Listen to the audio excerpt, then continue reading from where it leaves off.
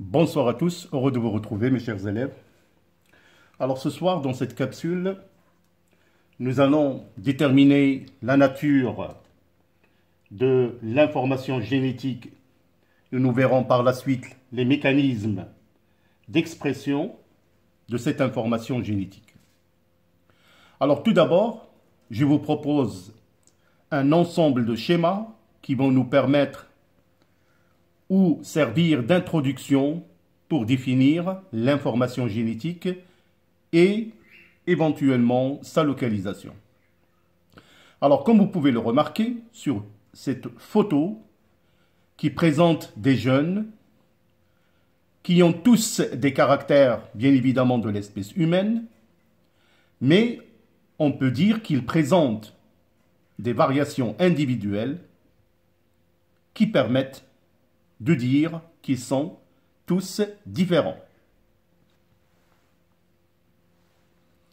On peut dire donc que les caractères héréditaires chez l'homme diffèrent d'un individu à l'autre. On peut faire la même remarque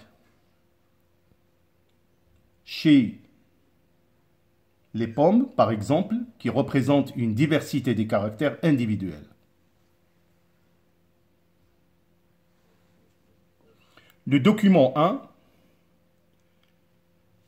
nous permet de réaliser une expérience. Nous prenons une algue marine verte unicellulaire appelée la Cetabularia et on va réaliser des sections, des coupes au niveau des parties A et B.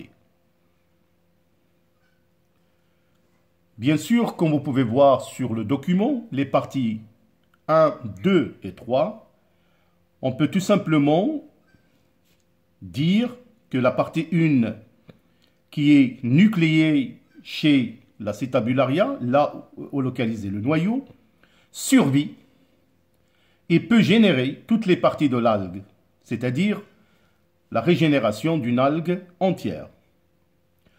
Par contre, les parties 2 et 3 ne régénèrent aucune partie de l'algue et s'atrophient.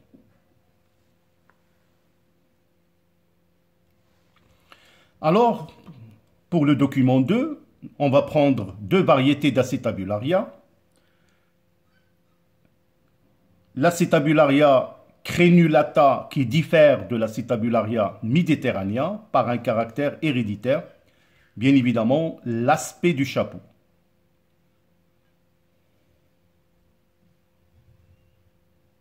Alors qu'est-ce qu'on remarque?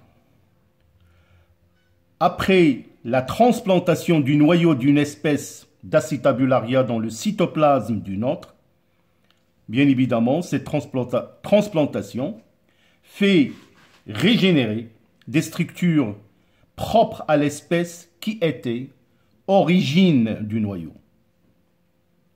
Alors, on peut déduire tout simplement que le noyau renferme l'information génétique qui gouverne les synthèses dans le cytoplasme et qui se traduisent sous forme de caractères spécifiques du cytoplasme.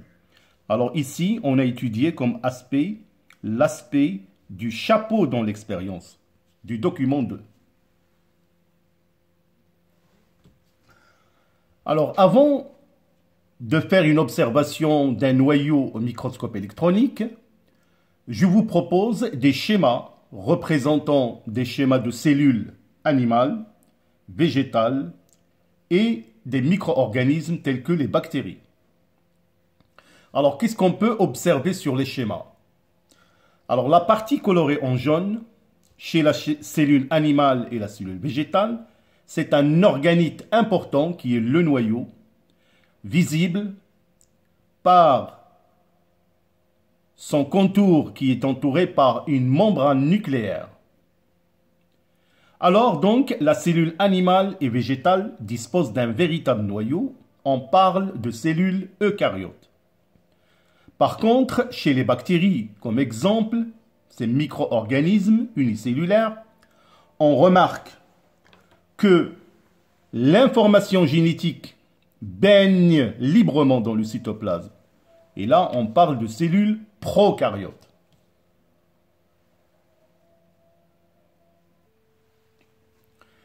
Alors maintenant, on va faire une observation d'un noyau en interphase.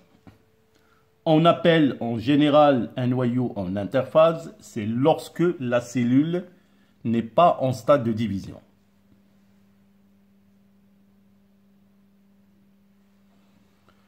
Alors ce noyau observé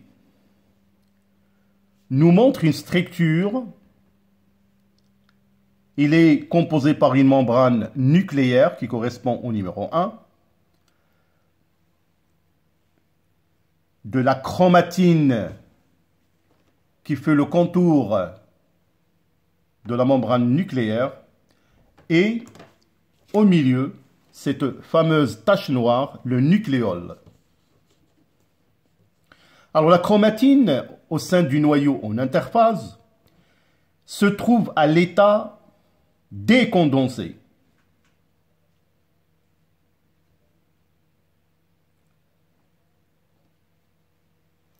Alors, bien évidemment, quand la cellule se prépare éventuellement pour une division, la chromatine constituée de microfilaments, ces microfilaments vont s'enrouler autour de protéines appelées des histones.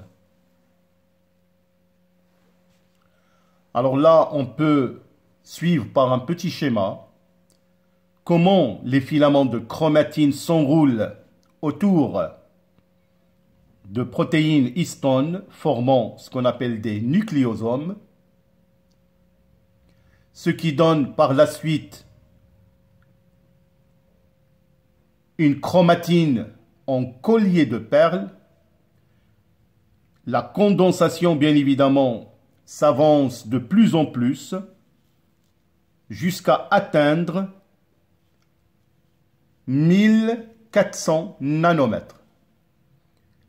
Et à ce stade-là, on peut parfaitement voir la formation d'un chromosome qui résulte, bien évidemment, de la condensation maximale de la chromatine pour avoir la forme. Alors, un chromosome, qu'on peut le voir, formé d'une partie appelée le centromère, deux extrémités de brins appelées chromatides. Notez que cette forme de chromosome observée en général au stade métaphasique.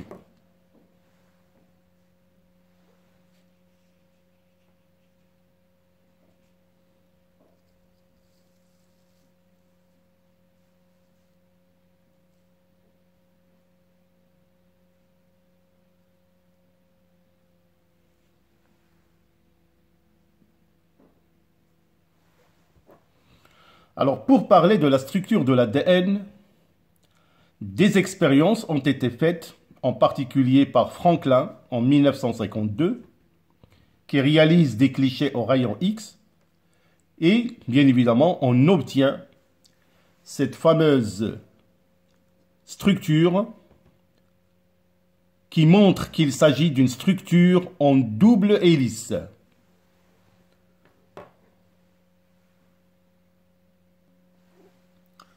Alors on peut présenter ce petit modèle schématique de la molécule, ou plutôt la macromolécule de l'ADN, une double hélice. Alors nous allons voir par un schéma la structure de cette molécule. L'ADN, l'acide désoxyribonucléique. Alors sur ce petit schéma, on peut parfaitement voir que la double hélice présente deux brins numérotés 5', 3', 3', 5', deux brins antiparallèles. Cette molécule d'ADN est formée par un ensemble qu'on appelle nucléotides, formé par un groupement phosphate, un sucre un désoxyribose et une base azotée qui sont de 4 types, adénine, guanine, cytosine et la thymine.